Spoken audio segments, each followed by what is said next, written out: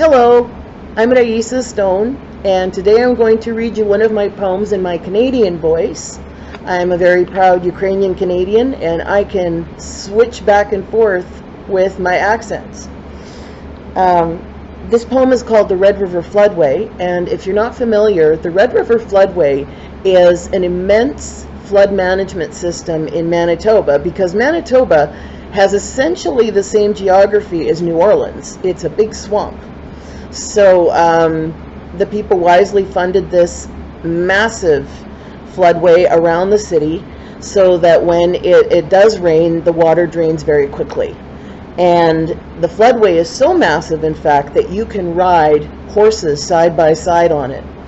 And when I was 13 or 14 years old, I had the amazing experience of my riding coach, who had sponsored me through a summer season of shows, say, let's go down to the barn. And this was 9 or 10 o'clock at night already, well past dark. And we saddled the horses and went out and galloped on the floodway. And before I became permanently disabled, I was a professional equestrian. And in fact, that summer was the start of actually being a sponsored professional. And this poem delves into what it feels like to have that kind of relationship with a horse, and also what it feels like to fast forward and become disabled so that you can no longer have the same experiences day to day as you did when you were able-bodied. Okay. The Red River Floodway. Oh, here's the other thing. Because I tell so many of my stories in first person, I rewired this story so that it's in third person and the protagonist is male.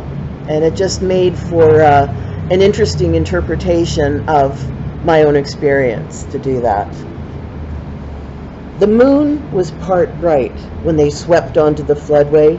He was half a man, a child on a horse, too big, too mean, too ugly, and nearly too fast. They galloped the levee, a thunder moon above.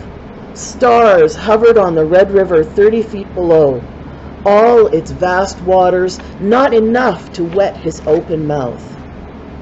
On and on and on they went, the road invisible before them and behind.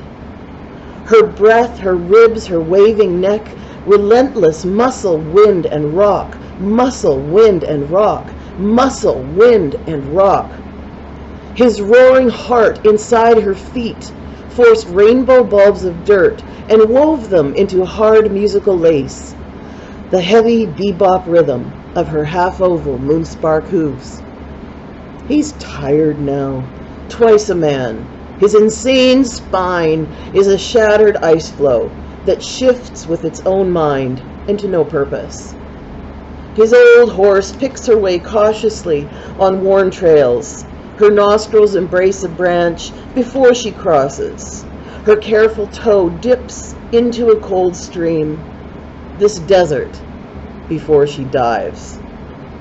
Some nights at 3 a.m., 4 a.m., he resurrects. His back young, strong, straight, the road behind too visible. A blazing crimson bird quakes and rises, quakes and rises, quakes and rises through his pelvis. It bruises his will, bends his heart, batters his ears. This bird floats above the part bright floodway, where a half man, fearless, gallops a fragrant beast.